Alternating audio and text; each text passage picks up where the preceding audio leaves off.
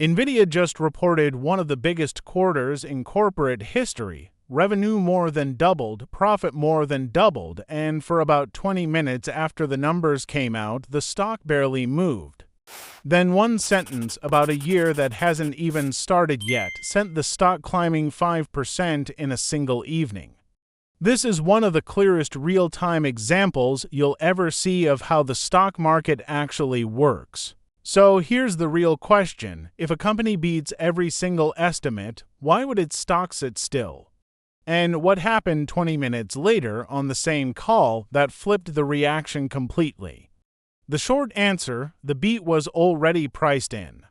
What wasn't priced in was a single, unprecedented piece of guidance about next year, and that's what actually moved the market. Let's get the numbers straight first. NVIDIA reported quarterly revenue of $96.2 billion, up 106% from a year earlier, ahead of the roughly $92 billion analysts expected.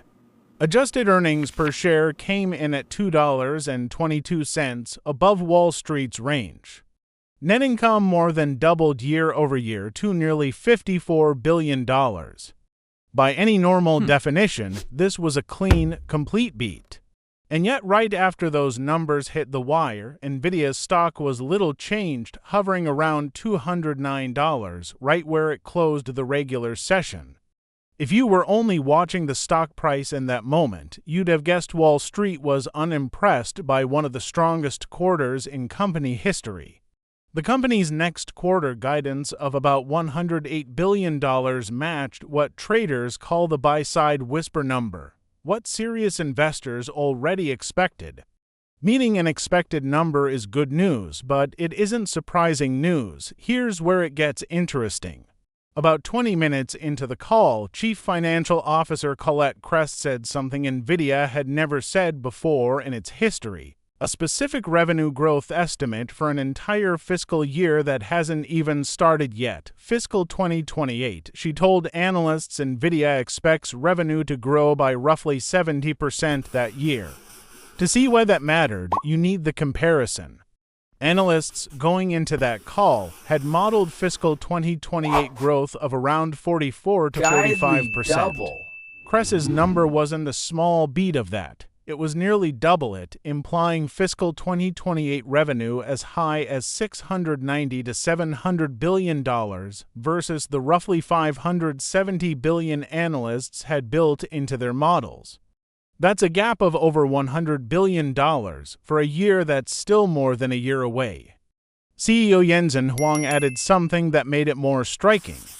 He said the guidance wasn't even the ceiling of actual demand. It was the ceiling of what NVIDIA's supply chain can currently produce. Underlying customer demand, he said, is running closer to 100% growth, but supply constraints cap what the company can confidently commit to. Huang also noted NVIDIA has never issued guidance this far in advance before. A deliberate, first-of-its-kind move meant to give investors visibility they didn't previously have. That's the mechanism in plain terms. A quarterly beat confirms what people already believed. A first-ever, dramatically higher than expected forecast for a year that hasn't started yet gives investors something they didn't have a price for. Genuinely new information. New information is what actually moves stock prices. Confirmation of old information mostly doesn't. You could watch this happen almost in real time. Shares sat flat to slightly negative right after the release. As Kress's comments spread across trading desks during the call, the stock began climbing, eventually trading up as much as 5% in after-hours trading, landing around $218 to $220. Some outlets even published two different headlines the same evening, one describing shares falling on spending concerns, another describing a rally because they were written at different points during that same reversal. Here's the counterintuitive part. If you'd only read the initial earnings release, you'd have reasonably concluded the market found this a fine, not exciting quarter. The stock's initial silence seems to confirm that. Reading the fundamentals correctly would have led you to a conclusion the market itself abandoned less than half an hour later. This isn't unique to this quarter either. In the 4 quarters before this one, NVIDIA's stock had actually fallen the day after earnings despite beating estimates every single time. Analysts call this a sign that the bar for a positive reaction has moved above simply clearing consensus numbers. Investors weren't punishing bad execution, they were reacting to a lack of new information. This quarter broke that pattern specifically because NVIDIA handed investors something genuinely new. There's also a demand story worth separating from the supply story. Huang noted that non-hyperscaler customers, sovereign AI initiatives, neoclouds, startups, and enterprises outside the big cloud companies now make up roughly half of NVIDIA's business, and that segment is growing around 100% a year. That matters because one of the biggest fears in the AI trade has been concentration risk. What happens if a handful of giant cloud companies slow their spending? A more diversified customer base growing that fast is a partial answer, though it's one data point, not a guarantee. Now the limitations, because they're real. First, Huang's own words confirm the growth guidance is capped by supply, not demand, meaning execution risk sits with NVIDIA's ability to actually produce and ship enough chips in a supply chain he described as stretched industry-wide. Second, this is the first time NVIDIA has ever guided this far ahead. That's a sign of confidence, but it also means there's no track record yet for how accurate a full year ahead forecast turns out to be. A forecast is not a result. Third, rising memory chip costs remain a real headwind across the AI hardware industry, NVIDIA included, a cost pressure that a strong growth number doesn't automatically solve.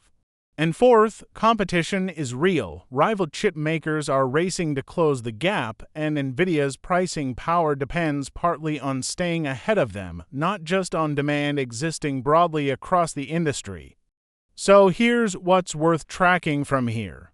1. Whether NVIDIA's supply chain genuinely expands enough to make that 70% number achievable rather than aspirational. 2. Whether the non-hyperscaler growth story keeps compounding near 100%, since that diversification is central to the case beyond a few giant customers. 3. Whether rival chip makers close the gap enough to pressure pricing before fiscal 2028 arrives. And here's a mental model worth keeping well beyond this one report. When a stock barely moves on a genuine beat, don't assume the market is being irrational. Ask what specific piece of information, if any, was actually new. Confirmation of an expected outcome rarely moves a price much. It's the surprise that does the moving. In NVIDIA's case, that surprise didn't come from the quarter that already happened. It came from one sentence about a year that hasn't started yet. So back to where we started. NVIDIA didn't move 5% because it beat Q2. It moved 5% because, 20 minutes into a call, it told investors something about the future they didn't already know. And for markets that price in expectations every single day, that's really the only kind of information that ever counts. This video is educational information, not financial advice. Always do your own research before making investment decisions.